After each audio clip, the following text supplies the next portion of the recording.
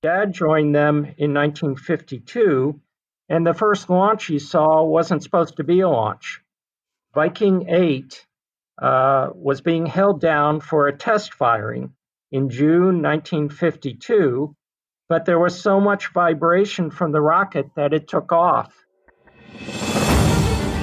Welcome to Cold War Conversations.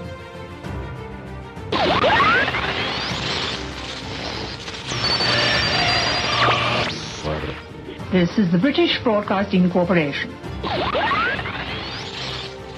Just down this road, the South Vietnamese forces regrouped once again and were trying to fight off the advancing North Vietnamese. Contact light. Okay, engine stop. We copy you down, Eagle. Listen, Tranquility Base here. The Eagle has landed. And I'm here to host this final program from the German Democratic Republic. In today's episode, we speak with Richard Easton, who is the co-author of GPS Declassified, which examines the development of GPS, or Sat Nav as some of us call it now, from its secret Cold War military roots. Richard's father's work helped lay the foundations for the GPS system. However, Richard's father also worked on the early US space program, and Richard vividly describes his childhood when his father was working on the early US satellites. Now, before we start, a special thanks to our select band of supporters who are helping us financially for the price of a cup of coffee a month to cover our increasing costs and keep us on the air. They are the proud owners of a Cold War Conversations coaster, this year's must-have household accessory. Just go to patreon.com/Cold War Pod for more information. That's patreon.com/Cold War Pod. So, back to today's episode, we welcome Richard Easton to Cold War Conversations.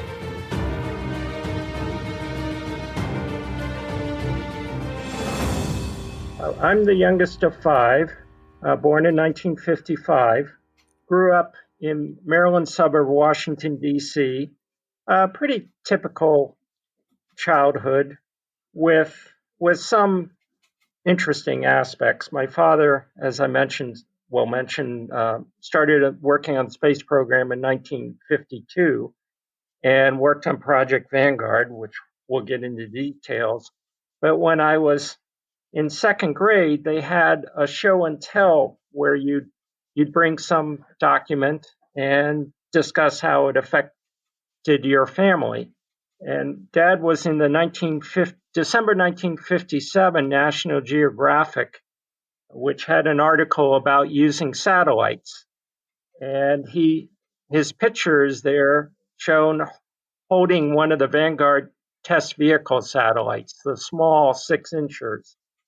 And you can see how advanced publication times were at that time, because they had a little postscript about Sputnik being launched.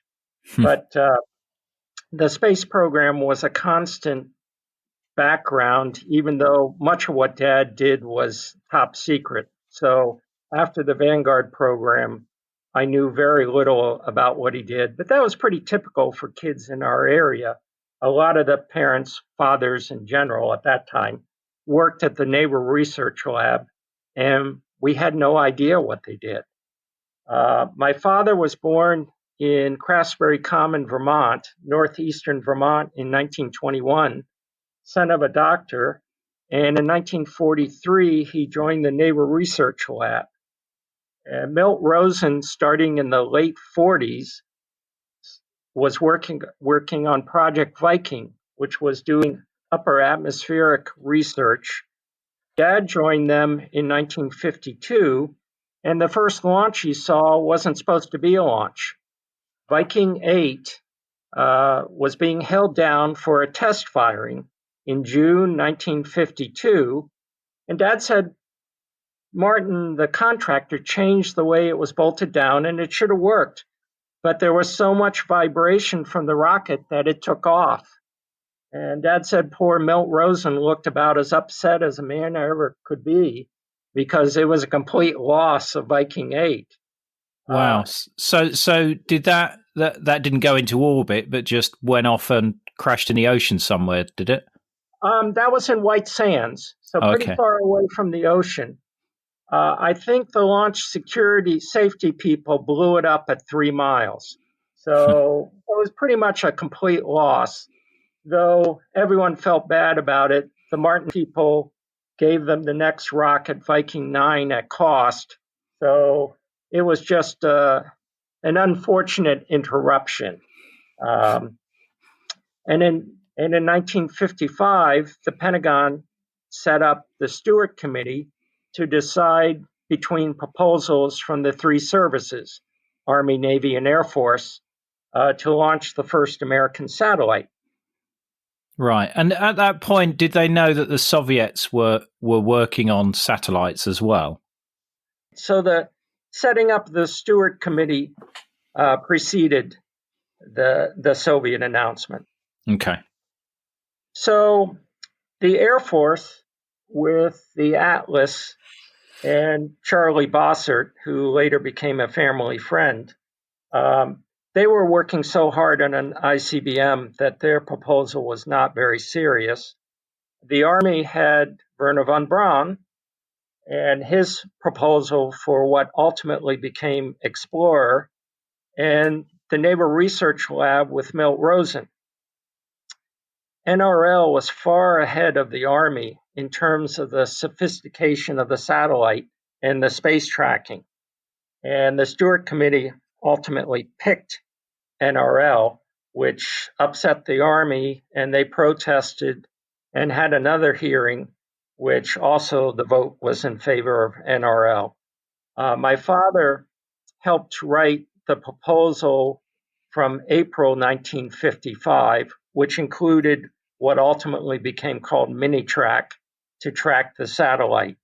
A number of stations from Blossom Point, Maryland, down to Santiago, Chile, basically 40 degrees north to 40 degrees south. And they later added a station in California, and I believe also one in Australia. But the thinking was that the early satellites would be launched, the rockets would launch to the east to take advantage of the Earth's rotation. So a north-south tracking system would be ideal for that. And Vanguard was supposed to come out at Cape Canaveral, so about as far south in the continental U.S. as you can be. Also, you're firing over the Atlantic. So what you just said, if something goes wrong, you're not going to hit a populated area. Yeah. The Navy was very surprised that they won the contest. Milt Rosen said they have a rocket and we don't. And Dad said that part of the scuttlebutt was that von Braun thought he had won the competition before he began, that he kind of talked down to the committee. And Milt was there with the captain in charge of the lab watching the presentation, and Milt asked him afterwards, "How did it go?" And the captain said, "They were watching you very intently. We think it went very well." So NRL won. Part of the reason might have been the thinking that they would not interfere with either intermediate or ICBMs. Of course, the Atlas was an ICBM. The Redstone was an intermediate. But right after NRL won the competition, Martin was going to be the major contractor for the first stage, improving the Viking rocket as the first stage. And Martin also won a contract to work on the Titan ICBM and transferred some of their best engineers to work on that. So rather than Vanguard slowing down ICBMs slowed down Vanguard. One of my dad's colleagues, Marty Vota, said on October 2nd, 1957, a memo went out that there would be no more paid overtime for Vanguard. And your listeners probably know what happened on October 4th, 2 days later. The Soviets launched Sputnik 1. So my father called Marty that evening. The satellites were supposed to broadcast at 108 megahertz, but Sputnik broadcast at 20 and 40 megahertz. So they needed to modify Minitrack to detect it.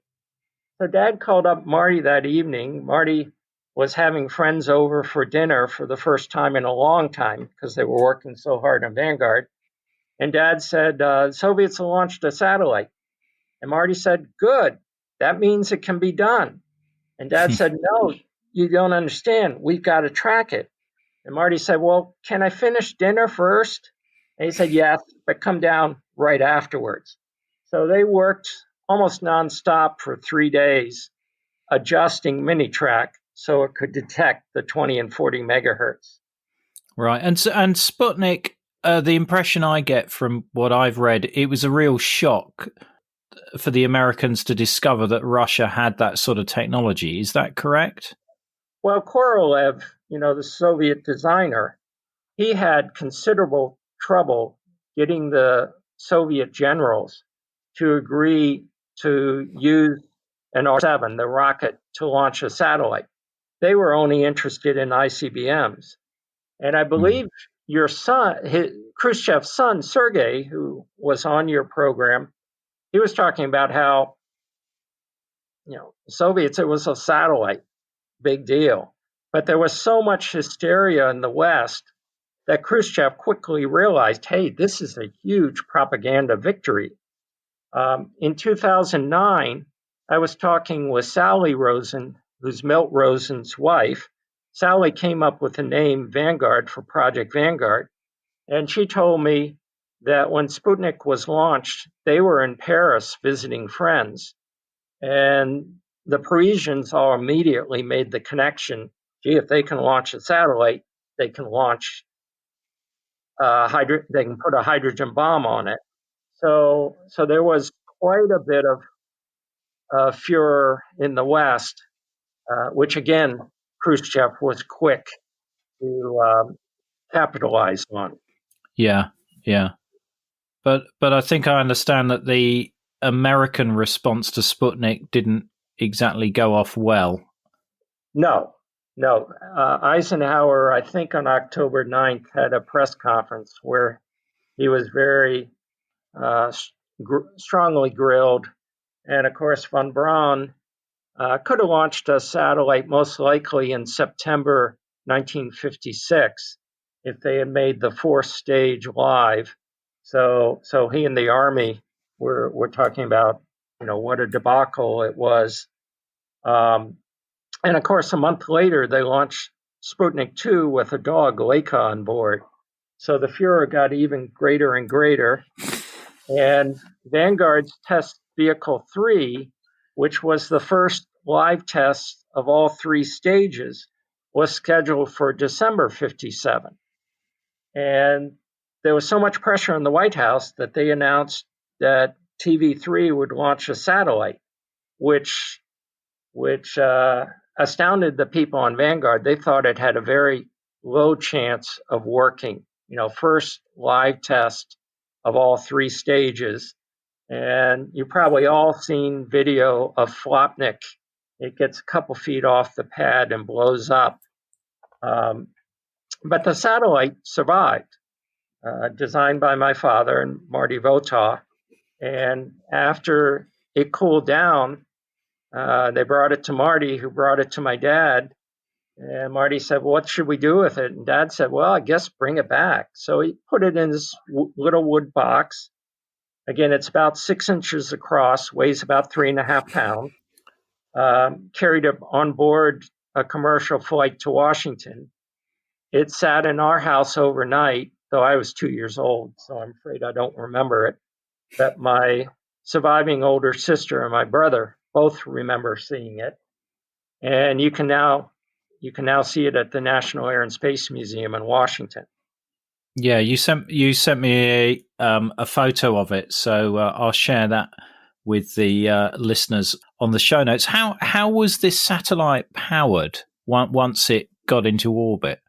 It was going to have two transmitters, which its sister Vanguard 1 TV4, which I've got a picture of me sitting next to it shortly before its launch.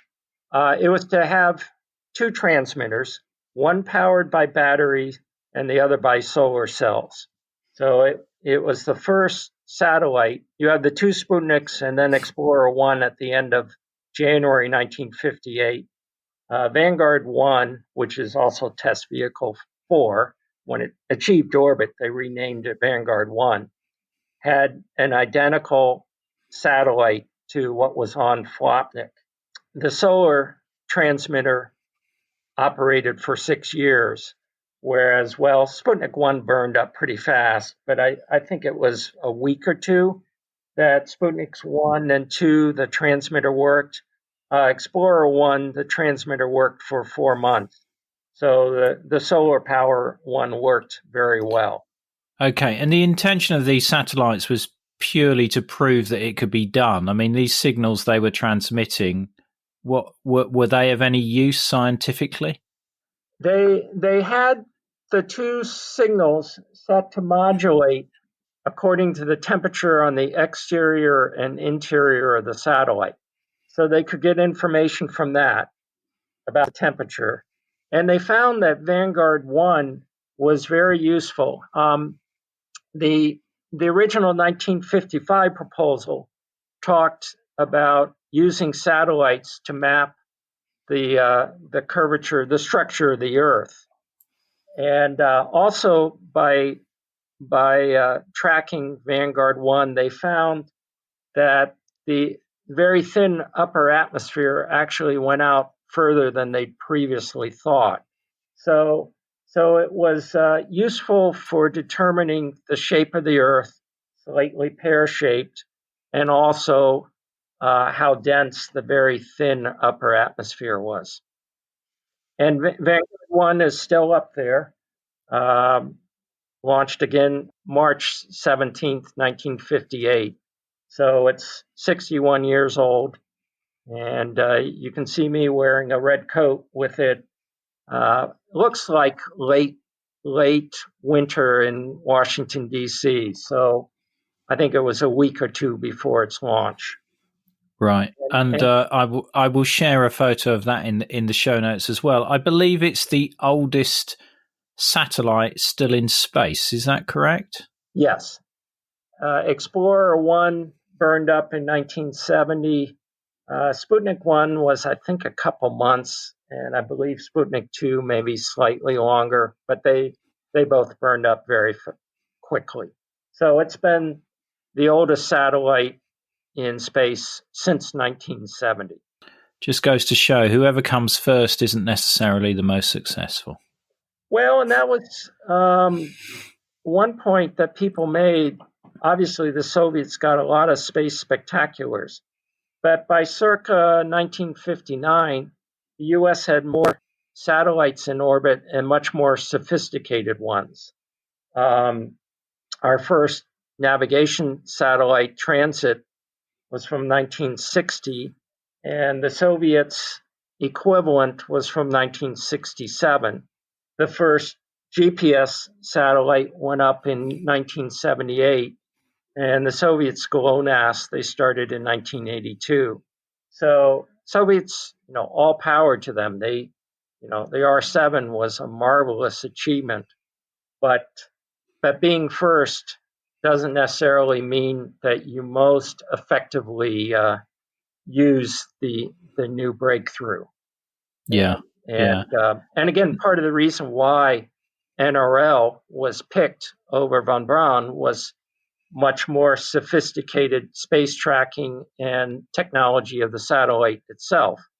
In 55, there was discussion about possibly putting an NRL satellite on the Army rocket, but people in the Stewart Committee decided that would be too difficult getting the armed services. The old joke, if the Navy and the Air Force fought the enemy as vigorously as they fight each other. They'd be really dangerous. That's good. That's good. So your dad then moved from Vanguard into working on tracking these satellites. Is that correct? Correct. Either December 57 or January 58, he realized that the Soviets would soon launch spy satellites, which would be quiet most of the time. Minitrack depended on detecting the signal, power from the signal from the transmitter on board the satellite. So he came up with the idea for the Naval Space Surveillance System, which had 3 transmitters and 6 receiving stations along 33 degrees north in the U.S. So a spy satellite typically will be launched into polar orbit, because in polar orbit, as the Earth rotates under it, it can see the whole Earth eventually. And so for that, an east-west configuration of the tracking station is superior to the north-south of Minitrack. And again, he started working on it in January of 58, so that's even before Vanguard 1 is launched. ARPA, or DARPA as it's later called, Defense Advanced Research Projects Agency. That was one of the early projects that they supported. And they started working on the tracking stations in June of 58 and tracked their first satellite in August. And Naval Space Surveillance got a lot of attention. In 1962, we spent the summer in Santa Barbara. There was an SDI project called Starlight that Dad was working on. And en route west, we stopped at the Lake Kickapoo station, and that was the first time I ever saw a teletype machine, which for 1962, was the internet of the day. So the dads were working on SDI, and about 150 kids were having a lot of fun playing at the beach and playing all sorts of games with each other. And sorry, SDI? In the 1960s, they were working on a missile defense project to see if it was feasible. And I know the Soviets built one defending Moscow. I believe it became operational in the late 60s, but nothing significant came out of this project. But for me, it was a great summer, playing with all the other kids, seeing Disneyland. I know that summer we met Charlie Bossert, the designer of the Atlas, but I confess I remember Disneyland and Knott's Berry Farm much better than Rocket Pioneers. As you would at that age. So in 1964, Dad, probably in April, he's talking with Dr. Arnold Shostak, and some people may know his son Seth, who's involved in the search for extraterrestrial intelligence. But anyway, Dad and Dr. Shostak are talking about the hydrogen maser, which is a very accurate atomic clock developed in 1960. And they agreed that the hydrogen maser made passive ranging, which is how GPS works, it made it feasible. So if you know what time a signal leaves a satellite, and you know where that satellite is, and you know what time you receive the signal in the receiver, you know how far you are from the satellite. So right. If you have 4 satellites in sight, you can compute your 3-dimensional position plus your time synchronization.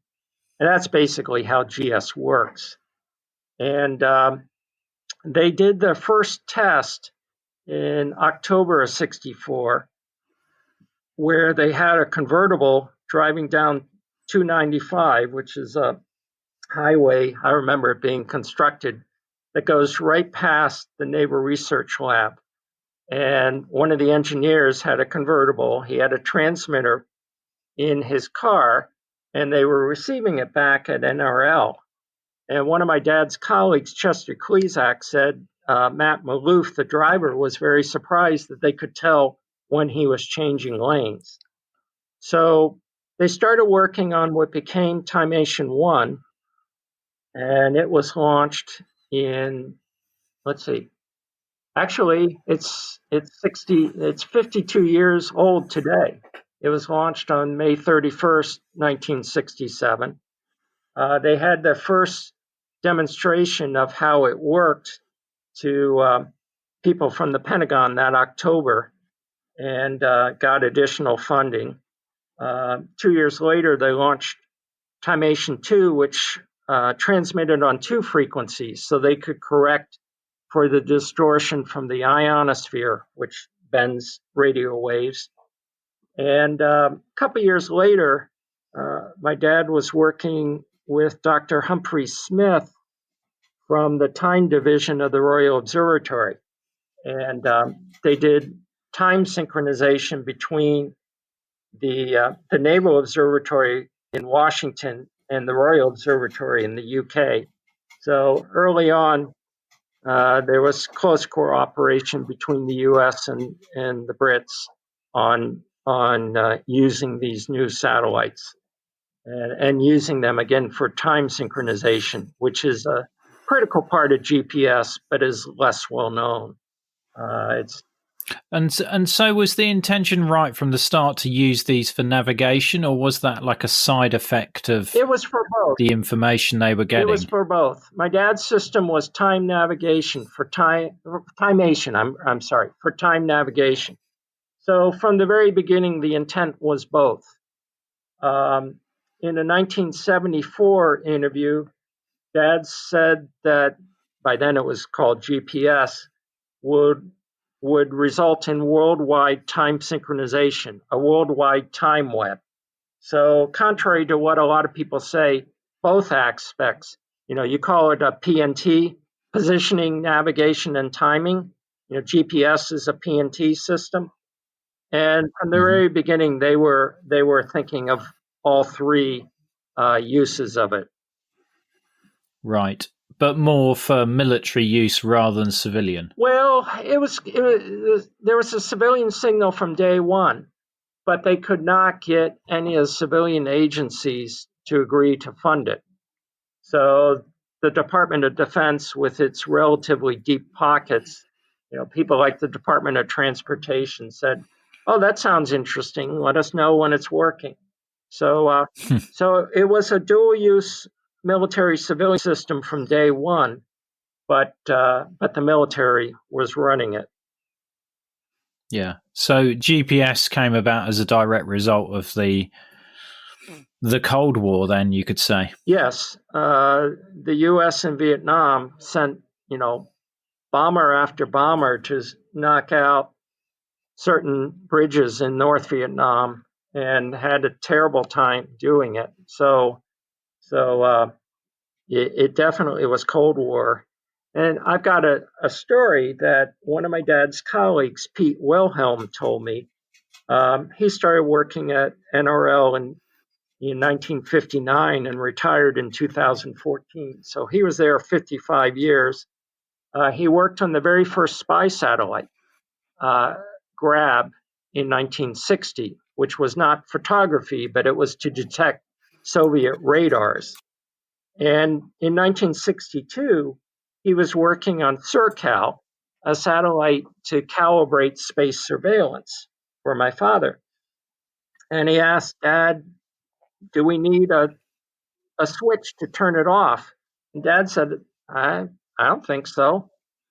And Pete said, on every 2-hour pass, SurCal would jam space surveillance for about 10 seconds. It was so powerful in transmitting. And it was a big pain until it finally burned up 3 years later. So discussion came on a NavList website whether the Soviets had ever jammed our space tracking systems. And I said, well, we did it to ourselves with SurCal. So Dad is working on Timation 3, and in April 1973, a memo goes out from the Assistant Secretary of Defense saying that there will be a joint program office to develop new defense navigation satellite system. The Joint Chiefs of Staff in the late 60s set up parameters for a replacement for Transit. Transit was the first space-based navigation system, good for Polaris missile subs, but not really useful for airplanes. It could give you maybe once an hour and not instantaneous reads. So in 68, they said we need a successor system which will be worldwide, all-weather, three-dimensional, accurate, within, nearest I can tell, 50 feet. And, we talked about Project Vanguard, that all three services were competing for that. The Pentagon didn't think they could afford multiple systems. You had my dad's system for the Navy, Timation, and the Air Force had its Project 621B. So McNamara had made the Air Force the lead in space in the early 60s, which the Navy never liked. The Navy felt like its needs were ignored. But it got overruled here in April 73, and they were going to set up a joint program office. It didn't have the term GPS yet. That came that fall, but led by the Air Force. And there were a series of meetings. I have the minutes from one in California in June 6th through 8th, 1973. The Air Force pitched its Project 621B, which got rejected. And then Brad Parkinson, who's my dad's major rival for the Air Force, claims that the Air Force, the JPO came up with the idea for GPS at the Lonely Halls meeting in the Pentagon in over Labor Day 1973. I have a memo from September 21st that pretty clearly contradicts that story. It shows that the major developments were after Labor Day, and the major developments were towards Timation. And many of my dad's colleagues say that there was another meeting at a motel on Spring Hill Road in Fairfax, Virginia, that weekend. And if you look, it's on our website. They had three scenarios from Labor Day 1973, which look a lot like 621B. And then they added, 3 weeks later, they had scenario 4 and 4A, which look a lot more like Timation. And that's what was actually decided upon. But there's still fights today. I've written multiple articles about it. And I found, in doing research for my book, Captain Holmes had died, but his daughter found a slide presentation, which again talked about the motel on Spring Hill Road. And I'm pretty sure I was there that evening. I remember going with my mom to dinner with my dad at a place I'd never been to before, and that had to be the motel on Spring Hill Road, which my memory is not necessarily good about what I ate for breakfast, but that was a week before my freshman year in college. So memories are much more intense. And Timation 3, which was renamed NTS-1, was launched in 1974. That carried the first rubidium atomic clocks into orbit. And NTS-2, my dad's last Timation satellite, was launched in 77 with cesium atomic clocks. So the atomic clocks are key to getting GPS's accuracy. And a lot of it has been on space gardening. Okay, and atomic clock. What is an atomic clock? I know in 1967, they changed the definition of a second from astronomical to so many vibrations from a cesium atom. And Oh, okay. So they're using a physical entity and using that as the timing mechanism. Right, got it. I think I should have listened more in science class, obviously. Well, and I can't say, in spite of having spent a day and a half with Bob Kern, who developed the cesium atomic clocks for NTS2, I confess it's a little bit beyond my knowledge too. So the first Block 1, which were the test GPS satellites, the first 3 of those were launched in 1978, but they took the first 3 and added it to NTS2 and did the first test of, 4 of these satellites can give you your 3-dimensional position plus your time. And when the U.S. Congress agreed to fund the space shuttle, they decided all U.S. all government satellites should be launched on the space shuttle, which was really a stupid thing. You need a lot of safeguards if you're launching humans into orbit that you don't need. I mean, the GPS satellites are in 12,000-mile orbits, whereas the space shuttle could go up a couple hundred miles. So they would have had to, give the satellites a considerable boost after the shuttle was in orbit. But when Challenger blew up in January 1986, they decided they better go with unmanned rockets. And so they started launching the Block 2, the actual satellites for the system, in 1989. So when the Gulf War started in 1991, I believe at that point they had 17 satellites, some of them Block 1s.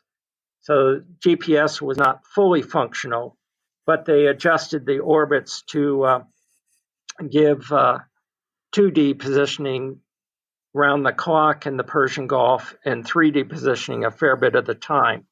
So in a lot of ways, Gulf War I, proved that GPS would fulfill its original needs. And of course, as you said, even though civilian use was built in from day one, and the very first adopters of GPS were surveyors. So if you have 4 satellites overhead, you just put out your surveying device and you wait for them to come overhead. You just need positioning. You don't need navigation. You don't need timing. And so even before the military was able to use it, surveyors were. But post Gulf War I, the civilian uses really took off.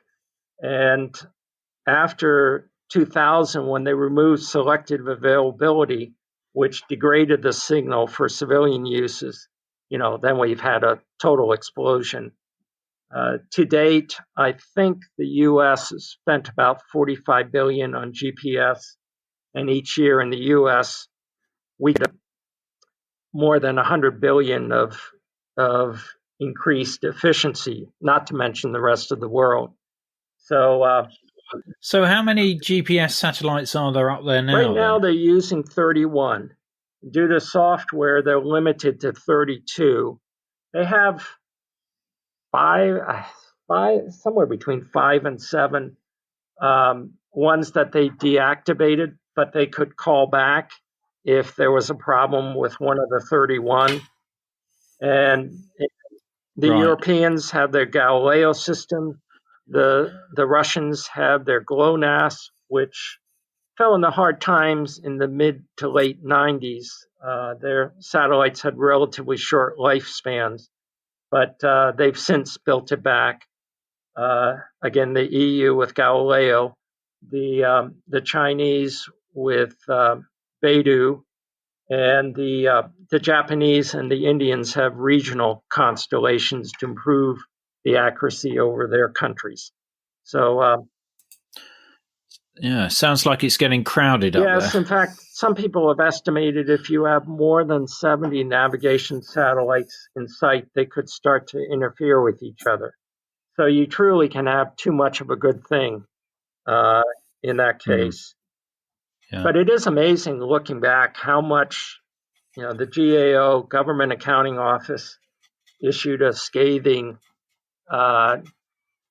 report in 1979 about the problems with GPS.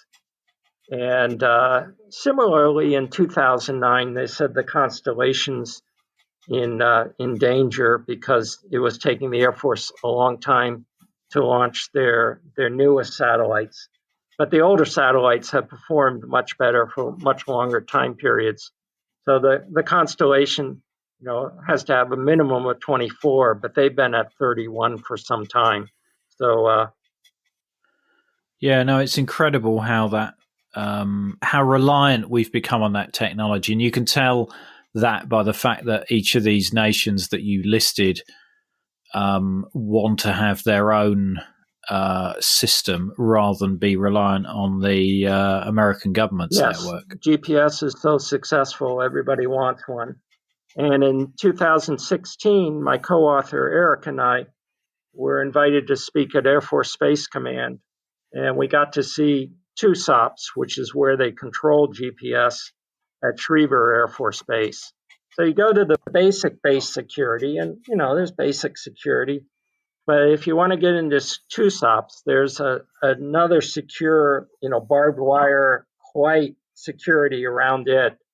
And there are other military units in there. I don't know what they are, but obviously they want to make sure that the people who control GPS cannot be physically attacked.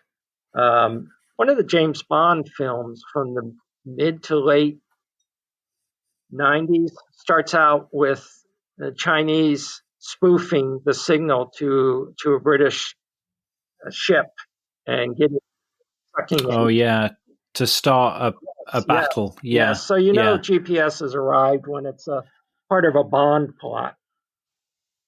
Exactly. Richard, that's been a really interesting story, and a lot of stuff there I didn't know. Could you share a little bit with the listeners about the book that you mentioned, the title of it, and what it covers? It's called GPS Declassified: From Smart Bombs to Smartphones. It covers the whole history of GPS, starting with Flopnik, TV3 blowing up on the pad, and we go through the history of navigation. I've always been interested in history, though my day job is as an actuary. And I realized that there was a great story that had been happening before my eyes, and a lot of people that worked on GPS were dying off. And it's not only me, a lot of other people worked on the history. I was building on a lot of excellent work by other people. We've been able to preserve their stories in our book. I know that I can't give the details, but I believe sometime this year, a lot of new documents are going to be declassified, and additional aspects of the pre-73 history are going to come out. So you're all. Sounds like it's time for a second volume. We just then got word yesterday from our publisher, University of Nebraska Press, that they're going to bring out a paperback edition next spring. Well, that's all that Richard and I had time for, but if you'd like to buy the book, GPS Declassified, and support the podcast at the same time, then head over to our show notes, which are at coldwarconversations.com/the episode and the number 76. This will also show us a link in some podcast apps. The show notes also have some videos relating to this episode, which are well worth a watch. Don't forget, if you'd like to get a Cold War Conversations coaster and help keep us on the air, then head over to patreon.com/coldwarpod, or again, click on the link in your podcast app. You can also help us by leaving reviews on iTunes, Stitcher, our Facebook page, or with your favourite podcast provider. This really helps raise our profile and get new guests on the show. And if you can't wait till the next episode, do visit our Facebook discussion group where our guests and listeners, like yourselves, continue the Cold War conversation. Thank you very much for listening. It is really appreciated. Goodbye.